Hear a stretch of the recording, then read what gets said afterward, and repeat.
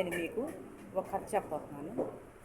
అందులో విష్ణుమూర్తి గరుడు పక్షి మీద ఎక్కి కైలాసంకి వచ్చాడు. కైలాసంకి వస్తే శివుడు తపస్సు చేసుకుంటున్నాడు. అప్పుడు విష్ణుమూర్తి గరుష్మంతుడికి చెప్తాడు, శివుడు తపస్సు చేసుకుంటున్నాడు, నేను వెళ్ళి మాట్లాడొస్తాను, నువ్వు ఇక్కడే ద్వారం కాడ కూర్చో అని చెప్పి విష్ణుమూర్తి లోనికి వెళ్తాడు. సరేనని ఆ గరుడు పక్షి ఆ ద్వారం కాడ అలాగే కూర్చుంది.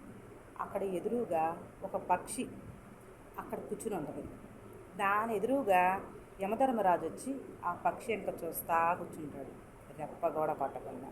అప్పుడు ఈ గరుడు పక్షి అనుకుంటాడు, అయ్యో ఈ యమధర్మరాజు ఈ పక్షిని కూడా వదలదా, పక్షిని చూస్తా కూర్చున్నాడు, లాభం లేదు, పక్షిని ఎలా అయినా కాపాడాలి అని గబగబా ఆ పక్షిని తీసుకుని భుజాల మీద ఎక్కించుకుని తీసుకెళ్ళి చాలా దూరాన అడవిలో ఒక చెట్టు మీద వదిలిపెట్టి మళ్ళీ వచ్చి ఇక్కడ ఈ ద్వారం కాడ కూర్చుంటాడు. అప్పుడు యమధర్మరాజు ఈ పక్షి ఇంకా గరుడు పక్షి ఇంకా ఇలా చూస్తాడు. చూస్తే గరుడు పక్షి అంటే, ఇప్పుడు ఏమర్థమైంది నీకు, చూసావా నేను ఆ పక్షిని కాపాడాను అని చెప్తాడు.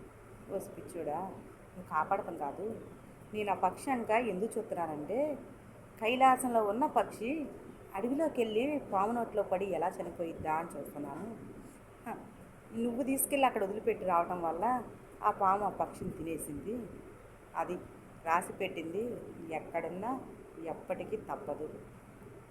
కర్మ అనేది మనం అనుభవించాల్సిందే.